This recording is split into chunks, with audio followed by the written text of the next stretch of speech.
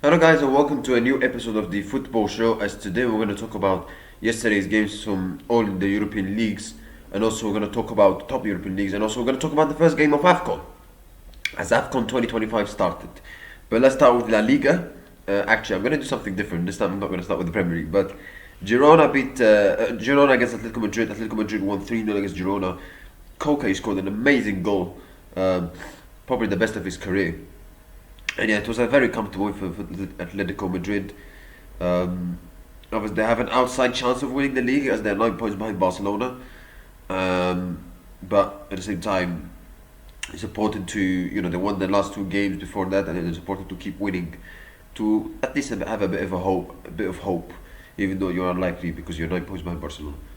For example, after Real Madrid beat Barcelona 2-1, I think Real Madrid were something like 4 or 5 points clear of Barcelona, and it quickly changed. So it could be another one in 1 or 2 months. I wouldn't be surprised. So yeah, Villarreal against Barcelona. Barcelona win 2-0. Yeah, I mean going forward, they showed again the quality Barcelona. Defensively, however, I would say they conceded some chances. Even though they had like something like 80% possession, they could see some chances. Villarreal had some good chances, but at the same time, I think Barcelona were critical in their chances, and Villarreal will not. And people could say, "Oh, Barcelona were lucky," etc. And you could say they got a bit away with it because Villarreal went down to 10 men, which kind of helped them for the rest of the game. Barcelona. But at the time, you have to win what's in front of you. Real Madrid have not been playing well recently, but they do what's required, which is winning games. And I'm talking against Sevilla, against Deportivo Alves, by the way, with the games they played. But Barcelona, Rafinha scores from the penalty spot. I know it was a penalty, but once again, he proves to the people why he's underrated. I don't know how he wasn't in the FIFA men's 11. Starting 11 for the best award, absolute joke. I would say he was Barcelona's best player last season, and the fact that he's not even at the best 11 it's a joke. But yeah, Renato Vega got sent off for a disgusting tackle, I would say, on Lamine Yamal, and deservedly so. And then the second half, Lamine Yamal scored a great goal, with his weak foot, which makes the goal more impressive. Yeah, you could say. Barcelona were putting the Villarreal defenders under pressure. Lewandowski had a shot, Frankie de Jong, but for Lamine Yamal to score on his weak foot, absolute brilliant, very good finish from him. Barcelona win again, very good win. They could improve defensively, especially if they want to win the Champions League. Because we saw that Barcelona's defensive frailties cost them the Champions League last season.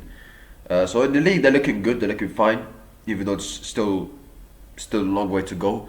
But if they want to win the Champions League, they have to improve defensively. So yeah. As I said many times before, Heidenheim against Bayern Munich. Bayern Munich with a comfortable 4-0 win. Goals from Harry Kane, Luis Diaz, Michael Olise, and Stanisic. Bayern Munich look comfortable. They look strong in the Bundesliga table. They look comfortably top.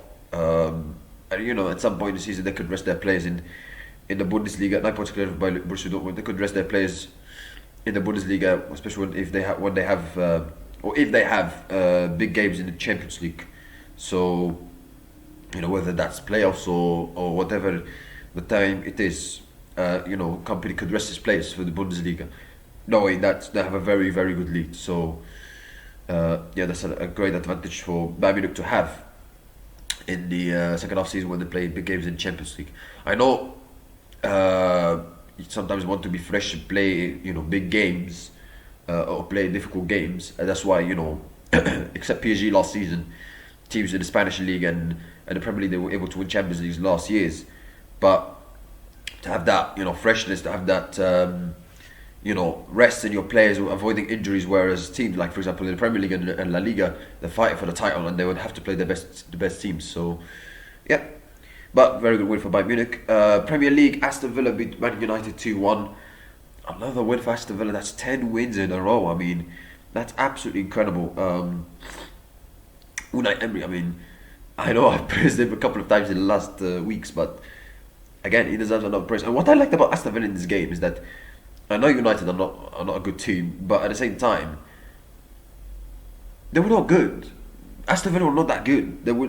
I don't think they had a good performance. It wasn't a good performance, and yet they still managed their way to win. That's championship winning teams. Now, I'm not saying Aston Villa are going to win the Premier League, but the part of a successful team is that you can a successful team like City and Arsenal have is that they can win games by being at their best, and they can win their games by not being at their best. Like Arsenal beat Everton when they were not at their best. City had a couple of wins this season when they were not at their best. So not often, yes, but they had some. They showed that they can win in difficult circumstances. And Aston Villa, they were not at their best in this game. They made some mistakes. They made some mistakes defensively with the pressing that United pushed on Aston Villa players. Matty. So, like I said, like Aston Villa were not that good. I mean, like Matty got this possessed with the ball that he lost, which led to Cunha scoring the goal, and he made a funny celebration, by the way, which understandable because he used to play for Wolves, and there's a bit of a rivalry between Aston Villa and Wolves, but it was 1-1. But Morgan Rogers, oh my God, what a player! What a player! If he keeps performing the way he's performing, he has a very good argument and a good chance to start to be in starting 11 for England in the World Cup. I know it's difficult because he has players playing in that position who can play in that position, like Phil Foden. He's had a great season. Jude Bellingham, experienced player and a very good player. Eze, I don't think so because sometimes he plays for us and sometimes not. Cole Palmer, very good player, but sometimes he's not always fit. So I would say that let's say maybe if Morgan Rogers keeps performing the way he's performing, because you never know, players could be in bad form going to the World Cup. For example, Morgan Rogers has had a great season, but in the last 10, 15 games he could be out of form. So you never know. But for now, the way he's performing compared to the others, he has a very good argument to play for England in the starting 11 in the World Cup. Very good argument, very good. Yes, he's young, and yes, he doesn't have much experience like Jude Bellingham, like Phil Foden in terms of winning titles and trophies. But he's a fantastic player. He's a quality player. Quality. I mean, that goal for the first goal. I know you could blame on United's bad defending and not closing somebody down and not making an attempt to stop the shot, but that goal, I mean, that was amazing. That reminded me of Harry Kane's amazing goal against Arsenal in 2016, if I'm not mistaken, where he scored an amazing goal, and he took off his mask. So yeah, like that was an amazing goal from Morgan Rogers. Amazing, fantastic. And if he keeps performing the way he's performing, he has a great chance to play a lot for England. And he's for sure one of the key people to Aston Villa's success this season. Not only him. John McGinn, I thought he had a very good game in my opinion. Lindelof, who looked, discarded at Manchester United, he looked decent in this game. Like this Aston Villa side are very well coached and very well organised. Unai Emery is a fantastic coach. Without a shadow of a doubt, he's the second best manager after Pep Guardiola in the Premier League. He's better than Arteta. He's got more pedigree than Arteta. I think he's better than Arne Slot. I really think so. Yeah, Arne Slot won the Premier League, but managing Aston Villa is completely different to managing Liverpool. He's better than Thomas Frank. I think he's also better than Enzo Maresca, in my opinion. Even though Maresca had some success recently. He's better than Ruben Amorim. He's a quality manager. He's a top quality manager. Not only, the pedigree shows that with the amount of Europa Leagues he's won, and he's done a very good job at every club and in terms of winning trophies except Arsenal. But it's always going to be difficult because replacing Arsene Wenger, a bit like David Moyes replacing Sir Alex Ferguson, was always going to be difficult. But he did decent in Arsenal. He got them to the Europa League final. So even though they got battered in the final by Chelsea, so he's a top class manager. I mean, I hear stories from former players like Ashley Young that he works really hard. He sends voice messages. He sends photos and voice messages and videos to the players privately on how they have to approach the game tactically, mentally, physically. He's a fantastic coach. Fantastic coach. And the Spanish coaches are, they're always like attention to the detail. They focus. I heard, I think, from Matty Cash before or John McGinn, where Unai Emery, whenever Aston Villa win a game, they show the videos of the Aston Villa players the next day, the mistakes they did. So he's a top class manager. He always tries to aim for perfection.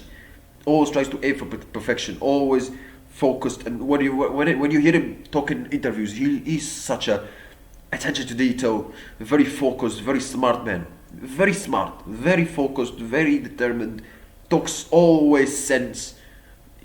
Fantastic manager, absolutely fantastic. And I remember the start of the season. I know I've said this before, but I remember the start of the season. Unai Emery was hammering the Aston Villa players for being lazy. And I remember that game against Sunderland. They were dreadful. They were dreadful.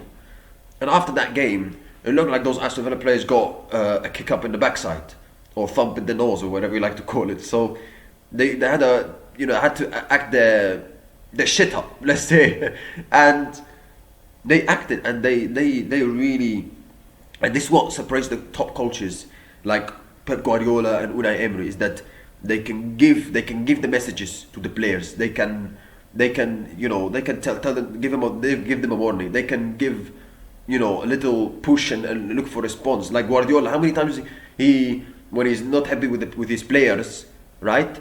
And then he's always looking for response. Always looking for response. I remember he did against Tottenham years ago when they won 4-2. He did that after the game against West Ham. And this is what Unai Emery does as well. He always looks for response from his players. Always looks for response.